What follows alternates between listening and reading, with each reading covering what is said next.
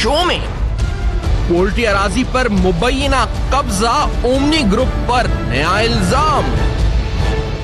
Omni group को पहुंचाए गए फवायद, तफसीलात मंजरे आम पर।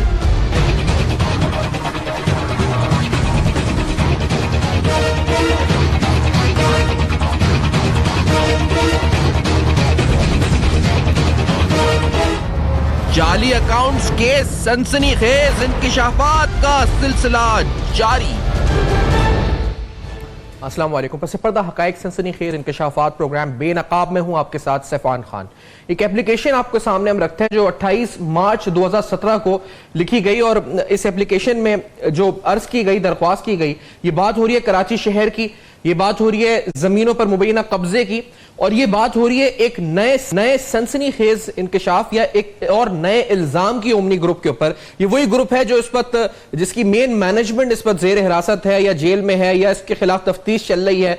वो शुगर मिल्स के हवाले से हो, वो सियासी फवायद या माली तौर पर मुस्तफीद होने के हवाले से हो गुज़िश्ता 10 साल सूबा सिंध की हुकूमत के दौरान, या वो फेक अकाउंट्स के हवाले से अहम तरीन इंकशाफात हो, या वो शुगर स्टॉक जो प्लेज किया हुआ था बैंक्स को, उसके गायब होने की दास्तान हो। लेकिन आज एक और दास्तान आपको हम सामने रखते हैं जिससे शायद अंदाजा हो कि जी और प्लेयर्स और किस तरह से मुबैना तौर पे ये गठजोड़ था और क्या जमीनों पर भी कब्जे होते थे।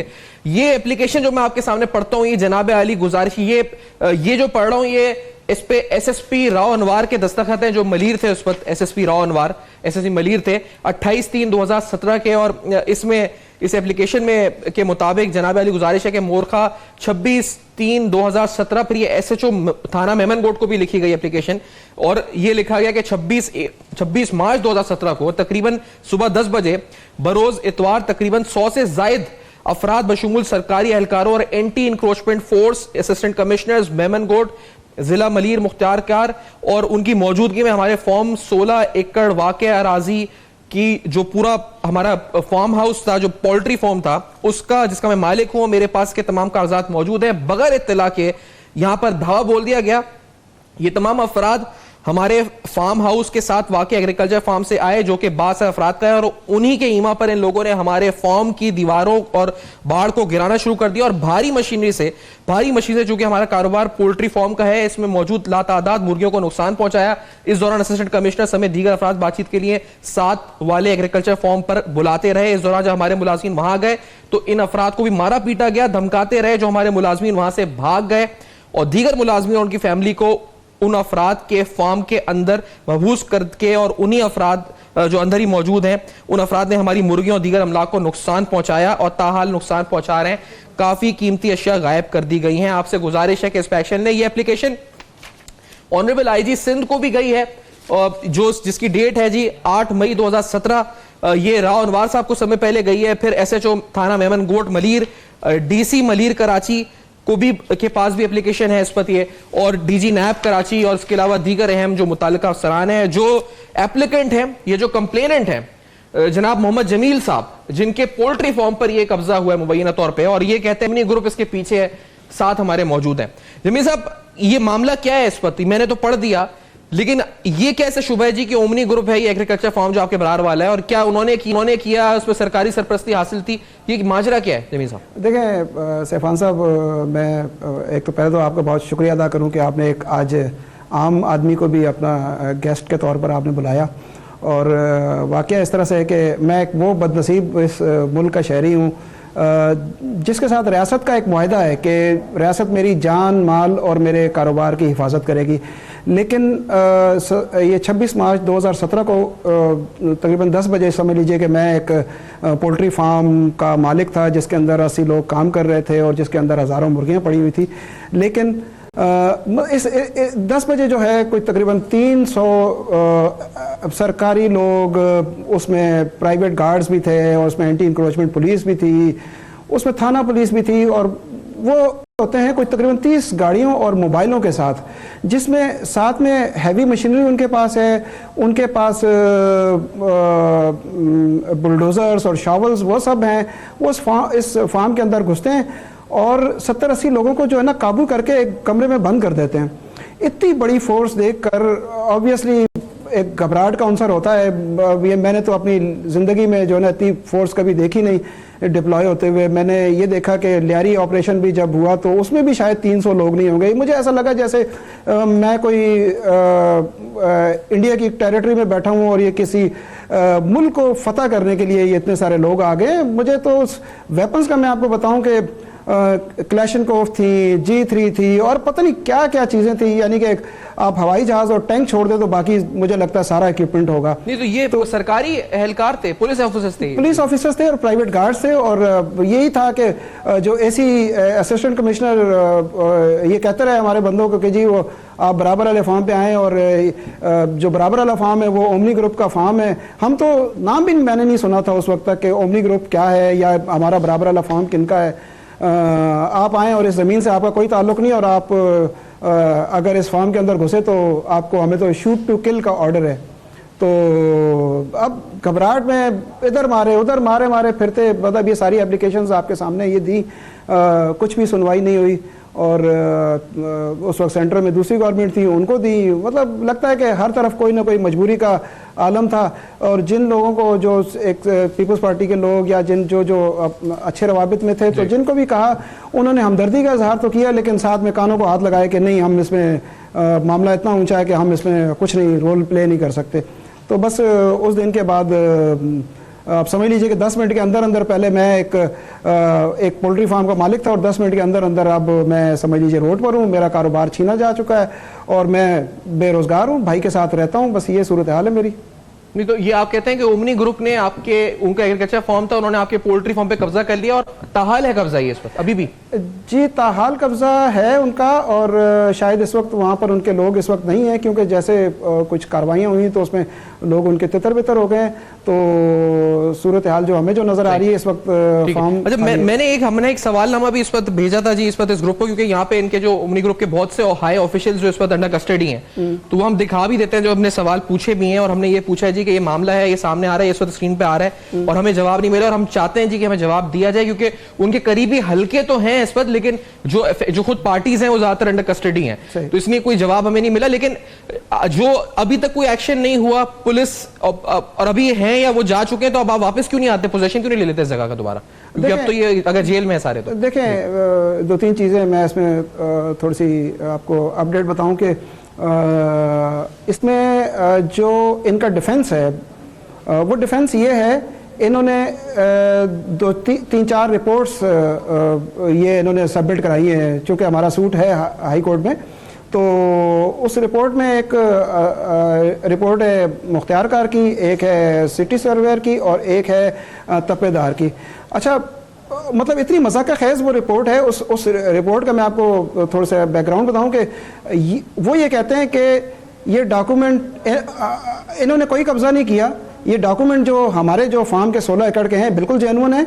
हमने बिल्कुल बोर्ड ऑफ रेवेन्यू ने अलॉट की है ज़मीन, 1992 से हमारे पास है, 92 में अलॉट की है। लेकिन ये ज़मीन हमें पता नहीं कि ये कहाँ गई। ये ज़मीन जो लफ्ज़ उन्होंने उस रिपोर्ट में इस्तेमाल कहते हैं ओवरलैप, किसी पड़ोस की किसी जगह ज़मीन पे ओवरलैप कर गई। यानी कि ये फिजिक्स की एक नई टर्म है जो मुझे पता चली कि ज़मीन उड़ के भी कहीं किसी और ज़मीन के साथ मिक्स हो जाती है या उड़ के बैठ जाती है ज़मीन। मतलब जस्ट लाइक जैसे एक परिंदा है, यहाँ से हमारी 16 एकड़ ज़मीन उड़ी, किसी और की ज़मीन के साथ वो मर्ज हो गई। तो ये रिपोर्ट है। अब वो होता ये है कि जब आप सरकारी ऑफिशियल जब किसी के फेवर में जाते हैं तो शाह से ज़्यादा शाह की वफादारी तो कोशिश होती है कि चले इसी तरह से बेनिफिट्स मिलते हैं। तो ये राव अनवर साहब के दस्तखत हैं जो पहली एप्लीकेशन आपकी है, तो उन्होंने को मदद की आपके एसएसपी राव, बड़े दबंग और बड़े बहादुर अफसर माने जाते हैं वहाँ पे जी, बड़े के वो मलिर के अंदर उनका बड़ा रिट थी उनकी, बड़ी हमदर्दी से और बड़ी उससे सुनी। और उन्होंने अपनी एक्सप्लेनेशन ये दी कि जी इसमें थाने का कोई किरदार नहीं है और इसमें एंटी इंक्रोचमेंट पुलिस बिल्कुल मेरे इल्म में है वाक़या, और एंटी इंक्रोचमेंट पुलिस का ये वाक़या है। और बहरहाल ग्राउंड पे एंटी इंक्रोचमेंट वाले नज़र भी आए, क्योंकि जब थाने के जब कोर्ट के जो नाजर आए तो ये जो आपको तस्वीरें जो चल रही थी ये एंटी इंक्रोचमेंट पुलिस वालों की थी, तो उन्होंने आइडेंटिफाई भी किया। ये रिकॉर्ड का हिस्सा है। अच्छा जमी साहब, ये बड़ा मामला बड़ा अहम और संगीन निस्बत है, और इल्ज़ाम इसलिए हमने जो सहाफ़ती उसूल है उसके मुताबिक उस पार्टी को भी अप्रोच किया, उधर से भी कोई जवाब। लेकिन ये क्योंकि हो रहा है यहाँ शुगर मिल्स के साथ, दीगर मामलात के साथ, अब इसी मामले को, और ये जो मामला है, क्या ये सरकारी सरपरस्ती में जमीनों पर भी कब्जे हुए हैं, बड़े अहम सवाल है। मेरे साथ हलीम आदिल शेख साहब भी मौजूद हैं, जो कि सीनियर रहनुमा पाकिस्तान तहरीक इंसाफ के और मरकजी रहनुमा भी हैं, सिंध असेंबली के अंदर भी बड़े वाइब्रेंट हैं। बहुत शुक्रिया सर, आपने ज्वाइन किया। जनाब इमदाद सुमरो साहब सीनियर सहाफी हैं और बड़ी गहरी नजर रखते हैं इन केसेस पे, हमें ज्वाइन करें कराची स्टूडियोज में। हलीम आदिल शेख साहब, ये मलीर की जो जमीन है, कि मतलब आपका वाकिफ है अच्छी तरह से इलाके से, बिल्कुल इस जमीन से ही वाकिफ है सर, क्या मामला? मैं बताता हूँ। देखिए जी, मैं तो सबसे पहले सलाम पेश करता हूँ बेनकाब को, आपकी टीम को, कि जब कोई आवाज़ नहीं बुलंद करता आप जमील साहब को लेकर आए, आप एक आम आदमी की आवाज़ बने हैं कि जिसको कोई सुनने वाला नहीं था, कोई पूछने वाला नहीं था। मतलब इतना खौफ है कि वो बताते हैं कि लोग हट चुके हैं वहाँ से, लेकिन आज भी नहीं जा पाते हैं, क्योंकि बाकियात तो मौजूद है ना। तो मैं आपकी पूरी टीम को, बेनकाब को, कि आप लोगों ने यकीन जाने, बेनकाब करना आजकल आसान नहीं, मुझे पता है। मैं भी जब बेनकाब असेंबली में करता हूँ, जी नहीं, मुझे पता है कितना जबरदस्त रिएक्शन आता है और किस किस गंदे तरीके से ये लोग बदले लेते हैं, किस किस तरीके से आपको एंगेज करना चाहते हैं। तो इनको बेनकाब करना आसान काम नहीं है, मुझे पता है, बहुत कॉस्ट पे करनी पड़ती है उसकी। ये भी करते हैं ना सुमरो साहब, 2-4 साहब ये खोल के बात कर रहे हैं, ये भी टारगेट पे होंगे और ये लोग सब कुछ करते हैं ना। यहाँ तो आपने देखा लोग मरवाए भी हैं इन्होंने कितने लोग कत्ल किए इसके ऊपर। तो बेनकाब करना तो आसान नहीं है। सैल्यूट टू टीम बेनकाब। सर आपको भी, आप मिलकर ही काम करते हैं। देखिए बात यह है कि जुल्म फिर जुल्म बढ़ता है तो मिट जाता है। मैं बिल्कुल वाकिफ हूँ, इसलिए कि यहाँ ये जो किस हवाले से वाकिफ है? जी मैं उससे चंद फासले के ऊपर मेरे भाई के फॉर्म्स है, और मेरा 1992 में मेरा वहाँ पोल्ट्री फार्म था, जो आज तक मैं एग्जिस्ट करती है जगह। तो ये मेरे पड़ोसी थे, मुझे पता था जी, सारा वाकया हमें पता था। लेकिन उस वक्त तो आपको देखे ना कि कोई सर नहीं हिला सकता था। मतलब मलीर में जो कुछ हुआ है, टप्पी से लेके आफ्ताब पठान, फिर एजी मजीद, अनवर मजीद और यूनुस मेमन, और बीच में बहुत सारे मोहम्मद अली शेख, कौन आया। अच्छा मुझे माजरत के साथ पूरा एक ब्रेक का कहा जा रहा है, तो मैं अगर इस बात को यहीं से जोड़ते हैं, ये बड़े अहम, बड़े संगीन मामलात हैं और बड़े इल्जामात हैं, जिसकी गहराई में मजीद जाते हैं, लेकिन इस ब्रेक के बाद हमारे साथ है।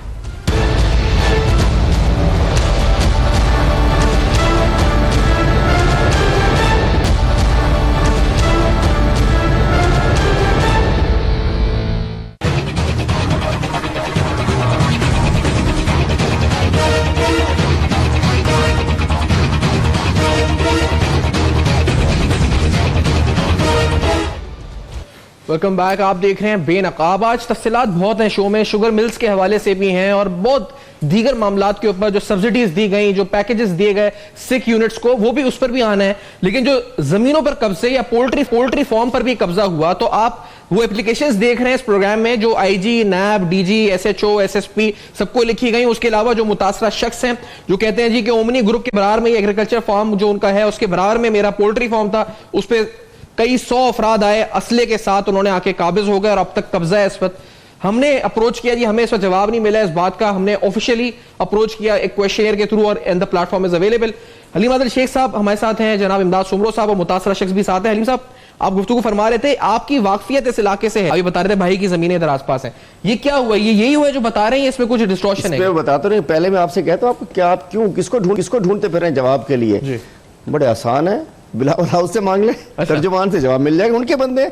सीएमओ से जवाब मांग ले, सीएम ने इतनी सारी शुगर मिले इनको करके दिए हैं, मतलब ये दोनों उनके तर्जुमान है भाई। सिंध गवर्नमेंट अनवर मजीद, एजी मजीद चला रहा था, ले लीजिए ना, बिलावल हाउस से कहना है सवालनामा डायरेक्टली बनता भी है, ये गलत थोड़ी है, ड्रामा है, टोपी ड्रामा है। बात है कि मैं इनको जानता हूँ, ये हमारे पड़ोसी हैं और ये बेचारे अच्छे शरीफ कारोबारी लोग हैं। और जिस अंदाज से मैं समझता हूँ कि जैसे नहीं, मतलब एक एंटी इंक्रोचमेंट नहीं है यहाँ, हर चीज़ जो एंटी है ना वो निकाल दो उसका। इंक्रोचमेंट पुलिस वो इसके लिए होती थी, वो इनके लिए, इनकी गुलाम थी। वक्त है, सबका वक्त आना है। और ये इतना जालिम शख्स है, इन्होंने बिल्कुल ये जो कुछ कह रहे हैं, हमें पता है, हमारे साथ थे ये लोग, हमें पता है किस अंदाज से इन पे कब्जा किया गया, जुल्म किया गया, चलता फिरता कारोबार तबाह कर दिया गया। और दूसरी बात यह है कि ये पूरा सिस्टम इनके पास था, इनके हर चीज़ इनकी होती है, मुख्तार कार इनका, डीसी इनका, एसी इनका, जो चाहे रिपोर्ट ले लो, स्याह को सफ़ेद करें, सफ़ेद को स्याह करें, कुछ भी कर सकते हैं ना, पूरा सिस्टम आगे बैठा करता था इनका। तो बात यह कि अनवर मजीद ने, एजी मजीद ने, इन्होंने जुल्म किया है। और बात यह, मैं तो एक JIT तो ओमनी ग्रुप की ख़त्म हो रही है, इसके बाद JIT एक बननी चाहिए जो जमीनों से मुतालिक हो, टप्पी से लेके 10 साल में जो भी है सबको डाल दो, जिसका केस आए मामला बड़े संगीन है, डाल दो, सबको डाल दो। मलीर की बात मैं कर रहा हूँ, ये MDA के मामला, अब ये मामला मलीर में हुआ क्या है? बहुत मली ठट्ठा बहुत कुछ कहीं कुछ हो। मैं कहता हूँ इसकी भी बननी चाहिए, और दूध का दूध पानी का पानी होना चाहिए। किसने ज्यादती की, किसने जुल्म किया, किसने लूटा, किसने मारा, उन सबको बेनकाब होना चाहिए। अब ये वक्त आ चुका है, ये बेचारे गरीब पथारों शिदारों से ना करे। देखे तो सही हुआ क्या, मतलब इस तरीके के बड़े वाकयात हैं, बड़े मामलात हैं। और एक और चीज बताऊं आपको, मैं इससे पहले अनवर मजीद कितना जालिम शख्स है, मैं उसको चेहरा बताऊं। आज जो अल्लाह माफ करे जो हो रहा है ना, मैं एक वाकया अपने साथ बता रहा हूँ, वाकया बता रहा हूँ, पहली दफा आपसे शेयर कर रहा हूँ। हमने 3 जनवरी को गन्ने के काश्तकारों के लिए हमने रैली निकाली थी पिछले 18 में, गिरफ्तार हुए थे, जिसमें सुने तो सही, देखिए हमारा हक था, हमारा राइट था। लोग कहते हैं अनवर मजीद से तुम्हारी क्या है, मैं कहता हूँ वो इतना गंदा जालिम शख्स है। हम आए, हमने रैली निकाली, याद होगा आपको, हैदराबाद से हम यहाँ पहुंचे, वहां से मार कुटाई चलती है, सीएम हाउस पहुंचे। दुनिया जहां रैलीज निकालता है ये करता है, हल्की फुल्की मौसीकी होती है, मतलब प्रोटेस्ट करते हैं। हम आए, हमने देखा एसएचओ था एक मलिक सलीम, उसने सीधा आया मेरे ऊपर, उसने मारना शुरू कर दिया डंडों से। मैं किसानों की जंग लड़ रहा था, आबादगारों की जंग लड़ रहा था, कौन सी कोई हमने हमला करने जा रहे थे। उसके बाद हमारे यूथ विंग के सदर थे अली मीर जत, मेरे साथ पकड़ा। उन्होंने कहा यार ये हमारे सिंध के एसवीपी हैं हलीमा, कहता है इन्हें तो मैं तलाश कर, इन्होंने देख रहे में, और दनादन उसने मेरी मार कुटाई शुरू की। ठीक हो गया, उसके बाद में उस पर रिएक्शन दिया, हमने बात की। उसने आके किसी जगह ऑन किया कि मुझे, उसने बताया कि इन्हीं लोगों ने, अनवर मजीद वगैरह ने कहा था कि इसकी बेइज्जती करनी है, इसको जलील करना है, इसको डंडे लगाने हैं। मतलब उन्होंने अपनी सेटिस्फेक्शन के लिए, मतलब इस हद तक ये जालिम शख्स था अनवर मजीद, तो कुछ भी कर सकता है। वो तो ठीक है, लेकिन ये जो सारी एप्लीकेशन है, ठीक है, ये आपने दी है इस पर जमील साहब, लेकिन अली साहब इन्होंने कुछ बातें बताई, कुछ रिपोर्ट्स बनाई गई, एसी ने रिपोर्ट बनाई जमील साहब, जो रिपोर्ट बनाई गई जिसके मुताबिक आपको ये कहा गया जी ओवरलैप कर गई जमीन, उस पर से टेक्निकली भी तो लीगैलिटी भी तो आ जाती है। मैं कहता हूं कि देखिए मशीनरी पूरी उनकी होती, टोटल मशीनरी उनकी होती थी, जो चाहे लिखवा देना। आज हमारा रिकॉर्ड कंप्यूटराइज नहीं है, तपेदार का लाल रजिस्टर आज भी मौजूद है, मतलब लाल बिस्तर में वो जो बस्ता एक होता है, आज भी जिसको चाहे 1 नंबर कर दो, जिसको चाहे 2 नंबर कर दो, जिसको यहाँ रख दो, जिसको चाहे यहाँ रख दो, जिसको सही कर दो, जिसको, मतलब पूरा एक माफिया सिस्टम के तहत निजाम चल रहे होते थे ना। वो तो अल्लाह ताला ने ये दिन दिखा दिए कि आज इनको कुदरत ने दिखा दिया कि आज सब कुछ पकड़े जा रहे हैं, सब टॉप टू बॉटम सब पकड़े जा रहे हैं। मैं समझता हूँ कि ये अल्लाह ताला ने ये वक्त लाना था कि तब्दीली आनी थी। आज मैं कहता हूँ सफा होगी, और ये सब कुछ, और ये बिल्कुल ठीक कह रहे हैं जमील साहब, हम देखें इनके जमील साहब का कब्जा तो अभी तक है ना सर, तब्दीली तो वो तो अभी तक कब्जा इनका नहीं हुआ ना, मतलब जेलों में पड़े हैं, ये समझ रहे हैं यहाँ सेंट्रल जेल में रहेंगे, अब इस मसले को हल तो करें ना। ये अगर आप अभी तक पोजीशन नहीं ले पा रहे तो आप इस पर वफाकी गवर्नमेंट के जरिए गवर्नर साहब से कहें, इमरान इस्माइल साहब से, इनकी जमीन पे ये कहते हैं कब्जा है, लेकिन मामला चले अदालत के अंदर है तो let it be settled through the court. मेरा ख्याल है कि इनको इनका हक मिलना चाहिए। इनको अदालत में, अगर चूंकि अदालत मामला तो कोई भी जाके, मैं नहीं समझता कि, मतलब देखिए आज भी फेडरल गवर्नमेंट के पास ना डीसी है, ना मुख्तार कार है, ना पटवारी है, ना कोई इदारा, सिंध के सारे इदारे उनके पास हैं। हम किसी के थ्रू हम यहाँ कुछ नहीं करा सकते। हम आजाद जाएंगे, कहेंगे जी आपने तो ये कर दिया, आपने वो कर दिया। बात अभी तक चीजें इनके बहुत, अच्छा मैं ना मानू चल रही है, अभी तक ये सारा कुछ जारी है। चीफ मिनिस्टर साहब चूंकि जिस अंदाज से उन्होंने इनको शुगर मिले दी, नोडेरो, दादू, ठट्टा, इस अंदाज से, मतलब वो आज तक चीफ मिनिस्टर इनके पीछे खड़ा है, आज तक पूरा, और 60 तो फ्लाइट इन्होंने जहाजों पर उड़े हैं ये लोग। बात है आज तक Omni group means Peoples Party, Omni group means Zardari साहब। ये जो शुगर मिल्स के इस पर हम चीजें इस पर आपको दिखाएंगे स्क्रीन पे। अब ये इसमें जो एक आपको ठट्टा शुगर मिल के हवाले से 127.5 मिलियन के ऊपर जिसको ऑक्शन किया गया, रिजर्व प्राइस थी 235 मिलियन रुपीस, ये आपने देखा है। फिर वो समरी है चीफ मिनिस्टर सिंध उस वक्त, अब तो चीफ मिनिस्टर सिंध है, उस वक्त फाइनेंस मिनिस्टर सिंध थे उनकी, इसीलिए तो बन गए। बिल्कुल, वो इतनी जबरदस्त समरी लिखी उन्होंने कहा ये तो कामिल अली शाह बेहतर चीफ मिनिस्टर है, आ जाओ तुम आ जाओ। अच्छा, लेकिन ये जो स्टोरी में नया टर्न आया है कि ये 3 शुगर मिल 300 मिलियन के अरबों रुपए की जो इस पर दे दी गई, ठट्टा शुगर मिल, दादू शुगर मिल, नोडेरो शुगर मिल, उसके अलावा और भी हैं, तकरीबन 8 शुगर मिल का जिक्र है आज साहब ने अपनी स्टोरी में भी किया है। लेकिन जीआईटी ने भी खत लिखा था जिसके अंदर तमाम डिटेल्स मांगी गई थी, वो जो सब्सिडी दी गई शुगर मिल्स को। लेकिन तकरीबन सोना साहब आपने लिखा है जी कि 90% financial assistance in the name of revival of sick industrial were provided to Sakrand sugar mill, Chambar sugar mill, फौजी यानी Venus sugar mill of Omni group. 90% जो सब्सिडी थी वो इनको फराम कर दी गई, यानी 1.6 बिलियन रुपीस, कितनी 1.6 अरब रुपए, नो 1.76 बिलियन रुपीस, ठीक है। ये सेफान साहब टोटल 2 अरब रुपए मंजूर किए गए थे। फाइनेंस डिपार्टमेंट ने ये समरी मूव की थी सीएम सिंध को, और मुराद अली शाह साहब भी उस फाइनेंस डिपार्टमेंट के हेड हैं। ये समरी मूव हुई थी कि जो सिक यूनिट्स है, जो बीमार सनतें हैं, जो अपने पाँव पे खड़ी नहीं हो सकती हैं सिंध में, तो उनको अपने पाँव पे खड़ा करने के लिए उनकी मदद की जाए। तो सिक यूनिट्स ज़्यादातर हमारे कोरंगी इंडस्ट्रियल एरिया में है और नूरियाबाद में है। उनकी बाकायदा लिस्ट इंडस्ट्रीज डिपार्टमेंट में बनी हुई है। उस वक्त के इंडस्ट्रीज डिपार्टमेंट ने इस पर एतराज़ किया था, तो इन्होंने एक और कंपनी बनाई थी, इस वक्त मुझे उसका नाम नहीं याद आ रहा, जिसके थ्रू इन्होंने फाइनेंसिंग की थी। 2 अरब रुपए में 1 अरब 76 करोड़ रुपए उन्होंने 3 शुगर मिलें थी ओमनी की, जिनका सिक इंडस्ट्री के साथ कोई ताल्लुक ही नहीं है। अच्छा, वो पाँव पे खड़ी हुई इंडस्ट्री थी, रनिंग यूनिट्स थे और फायदे वाले यूनिट्स थे, मतलब उनको फाइनेंसिंग की ज़रूरत ही नहीं थी। ये एक तरह की सियासी रुश्वत थी जो मुराद अली शाह साहब ने अपने फाइनेंस डिपार्टमेंट में शुरू की और ओमनी ग्रुप को फ़ायदा पहुंचाया। उसके अलावा जो एक और मामला है जिसका अभी JIT भी उसका कर रही है, सब्सिडी दी गई थी फार्मर्स के लिए, ग्रोअर्स के लिए, जो शुगर कैन ग्रो करते हैं। ये भी बड़ा अजीब एक मामला है। मैं अली अहमद शेख साहब को भी कहूँगा, जो सिंध असेंबली में दूसरे जितने भी हक परस्त जितने मेंबरान सूबाई असेंबली है, वो इसको देखें। हक MQ वाले? नो MQ वाले तो इनके MQ वाले तो इनके क्राइम पार्टनर हैं, वो इससे बरियल जिम्मा नहीं है, वो तो इनके साथ मिले हुए हैं। अंदाजा एक चीज, क्योंकि मैं जो आप बात कर रहे हैं ना, इस बारे में आसिफ ज़रदारी साहब ने एक स्टेटमेंट दी है, वो इल्जाम जो उनके ऊपर लग रहे हैं सारे केसेस में, फिर उस पर आप जो बात करें उसको कंटिन्यू करते हैं। लेकिन जो आसिफ ज़रदारी साहब ने कहा, अगर हम वो सुनवा दें जिस पर जो आसिफ ज़रदारी साहब ने स्टेटमेंट दी है इन तमाम इल्जाम के ऊपर, लेट्स हियर दिस, और फिर उसके ऊपर इस बात को कंटिन्यू करते हैं। Let's hear this. JIT ने ये मिले जो है इनको सीज किया हुआ है। अब उनकी सोच और हमारी सोच में फर्क है। वो कहते हैं कि ये इतनी मिलें क्यों लगी हुई है। सब सिक मिल्स थी, सबको किसी करके उनको सिक मिल्स को हमने रिवाइटलाइज कराया है। मकसद ये कि वहाँ रोजगार बढ़े, वहाँ नौकरियां मिले, वहाँ लोगों का फायदा हो। बिलावल साहब को नहीं बुलाया है, मुझे बुलाया है, मेरी बहन को बुलाया है और दूसरे लोगों को बुलाया है, और उनसे हमसे जो सवालात किए हमने उनके जवाब दे दिए हैं, और अब जब केसेस चलेंगे उनको देखेंगे। मियाँ साहब ने एहतसाब कोर्ट्स बनाए थे, एहतसाब लॉज बनाए थे, आज वो खुद वो एहतसाब लॉज में और एहतसाब कोर्ट्स में खड़े हुए हैं। बनाए तो मेरे लिए थे, गले पड़ गए उनके भी। तो इस तरह ये भेजेगा तो सही, फिर आने वाला इसको भी जरूर भेजेगा।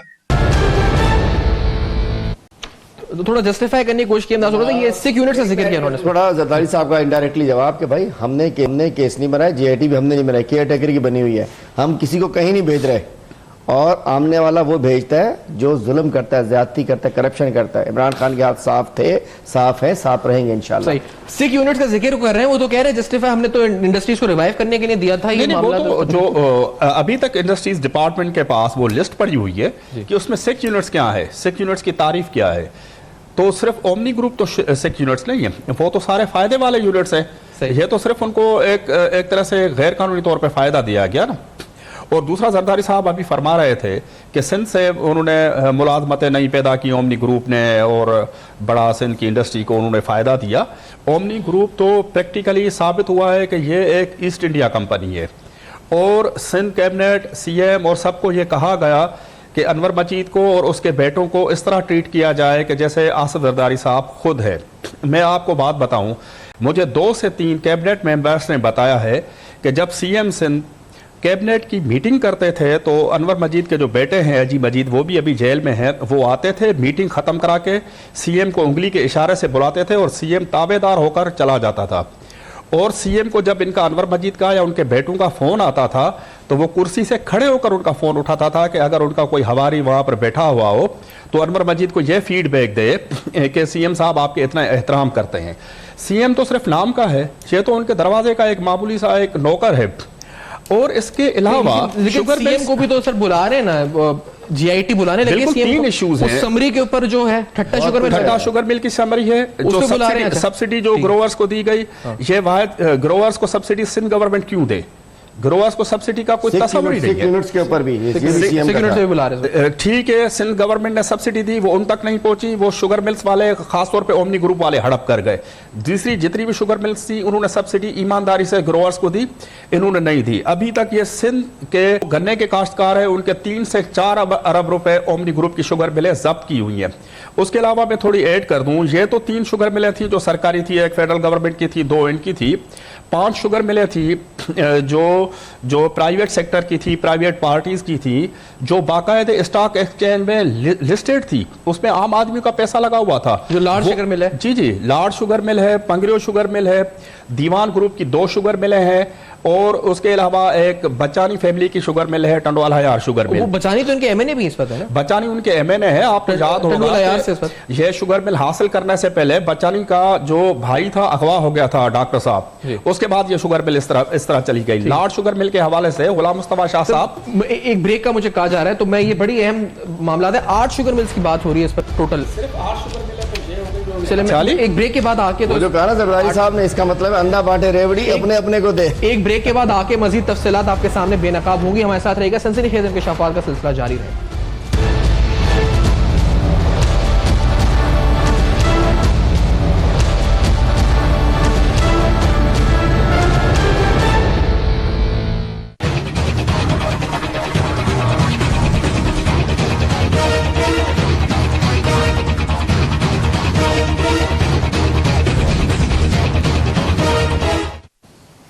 Welcome back. आप देख रहे हैं बेनकाब, और बेनकाब में आपके सामने हम शुगर मिल्स के वाकयात रख रहे हैं, पोल्ट्री फार्म के वाकयात रखे हैं। दोनों कहानी यकसा इस तरह से है कि दोनों जगह मुबैना कब्जे की दास्तान है, जो कि सरकारी सरपरस्ती में है, या फिर ऐसे इलेजिटिमेट बेनिफिट्स की दास्तान है जिसकी कोई कानूनी हैसियत, या फिर वो लगता ही जी कि वो इलेजिटिमेट है और उनकी कोई फोकस या कोई उनका लॉजिकल रीजन समझ में नहीं आता। 3 ऐसी शुगर मिल सरकारी, जिसके अंदर ठट्टा शुगर मिल, जिसके हमने डॉक्यूमेंट्स आपको दिखाए हैं, जिस पर चल भी रहे हैं, इसके अलावा Dadu sugar mill, Naudero sugar mill, 300 million के अंदर यानी 30 करोड़ रुपए के अंदर अरबों रुपए की शुगर मिल्स दी गई।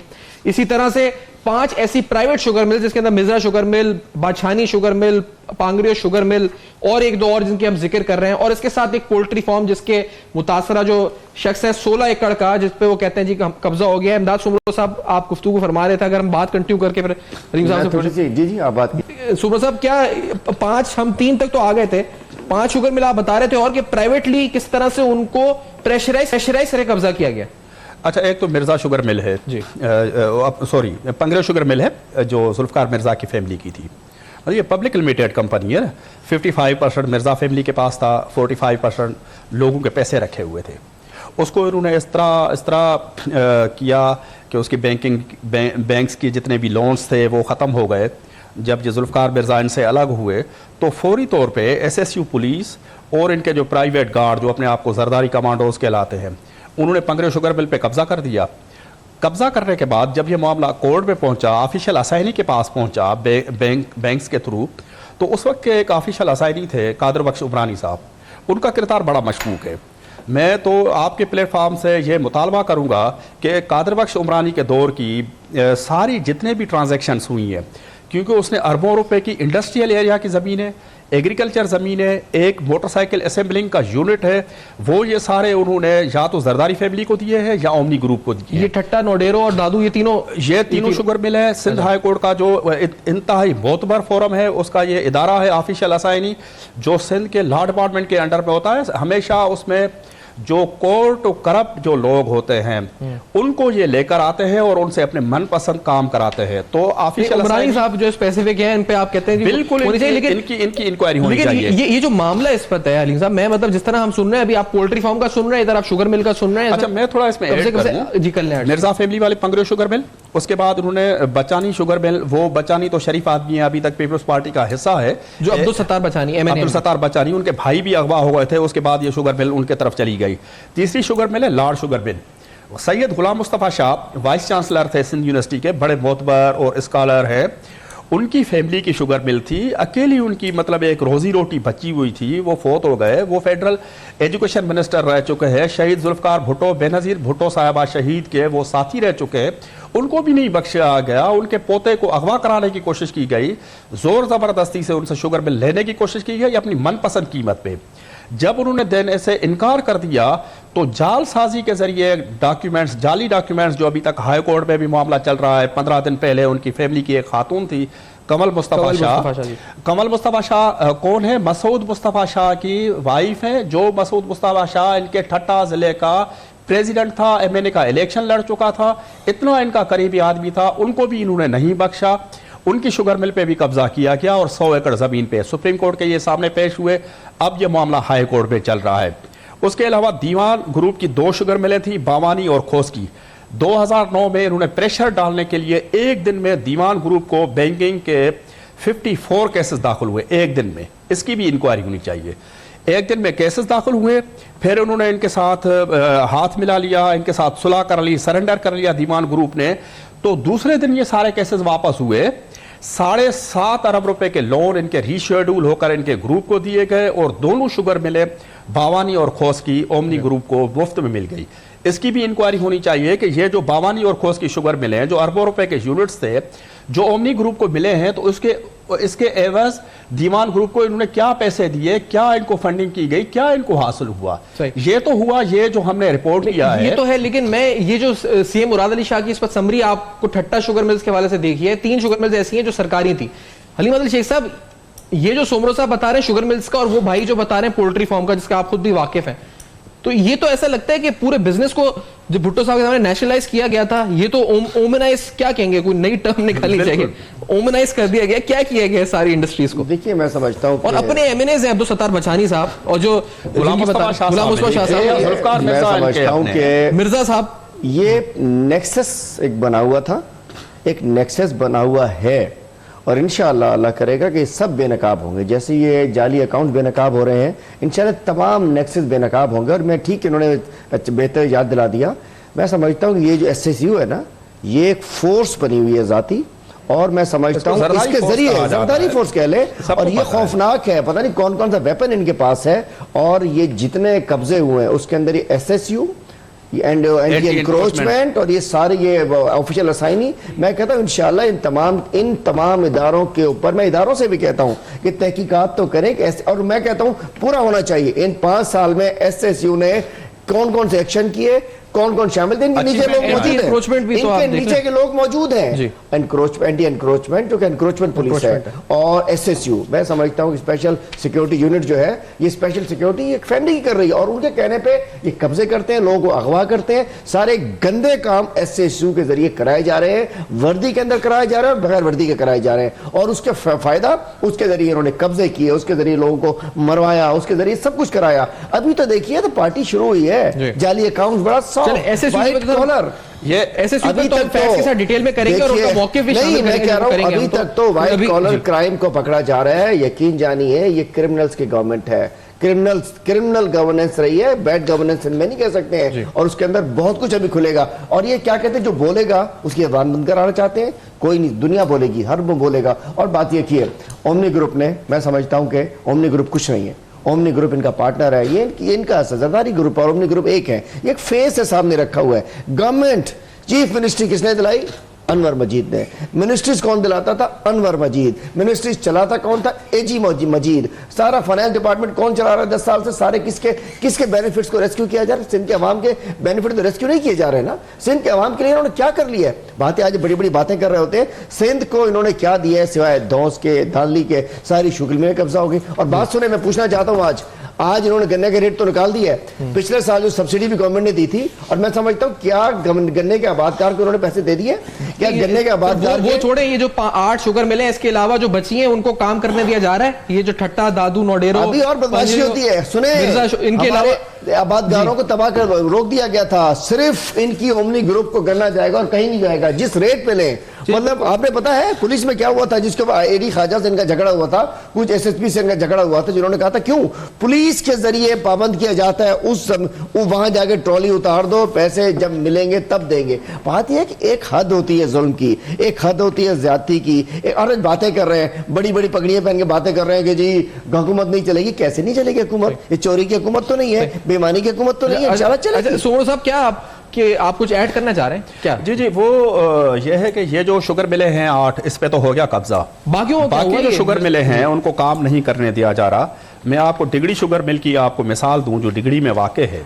उसके जनरल मैनेजर है सुल्तान साहब, उनके ऊपर जना का झूठा मुकदमा दाखिल करा के उनको गिरफ्तार कराया गया। और जिस तरह ये शेख साहब कह रहे थे कि एडी ख्वाजा के साथ इनका जो झगड़ा हुआ, वो सिंध में एक इलीगल, गैर कानूनी पुलिस की तरफ से जोनिंग सिस्टम है कि इस एरिया की जो शुगर कैन है वो इस मिल को जाएगा, इसका इधर जाएगा, इसको इधर जाएगा। ओमनी ग्रुप से बाहर जितनी भी शुगर मिल है उनकी इन्होंने प्रैक्टिकली पुलिस के जरिए नाकाबंदी की हुई है।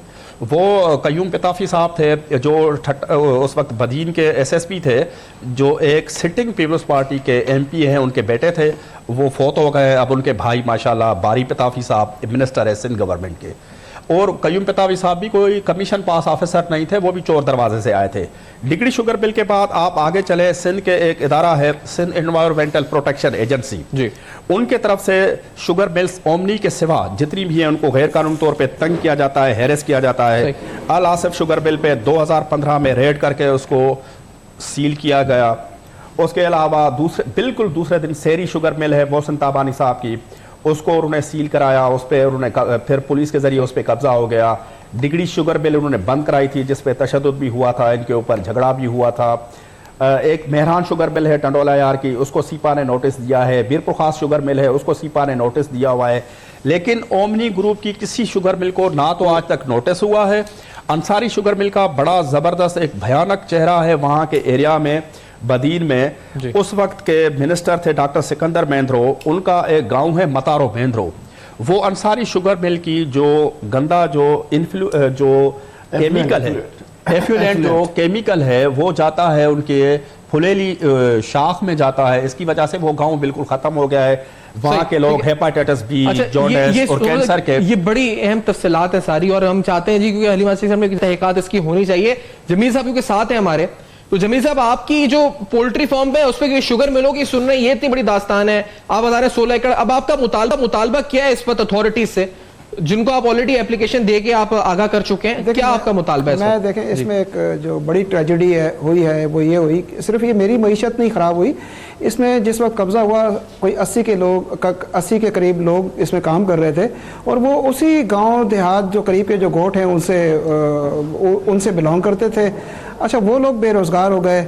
बहुत छोटे छोटे गरीब लोग हैं, मतलब जिनका कुंबा जो है ना इस किस्म की छोटी छोटी जॉब से चलता है, वो घर में बैठ गए। अच्छा, इसमें मज़े की बात है कि ये शायद सन 1971 के बाद ये इलाके रहे ही पीपल्स पार्टी के पास हैं। पीपल्स पार्टी यहाँ से हमेशा जीतती रही है, और 80 के लगभग वहाँ जब लोग बेरोज़गार होकर घरों को पहुँचते हैं तो लाज़मी बात है कि पीपल्स पार्टी की जो रेपुटेशन है उस पर फ़र्क इस चीज़ का आता होगा। पीपल्स पार्टी के जो साहिब इख्तियार लोग हैं इस पर गौर करें।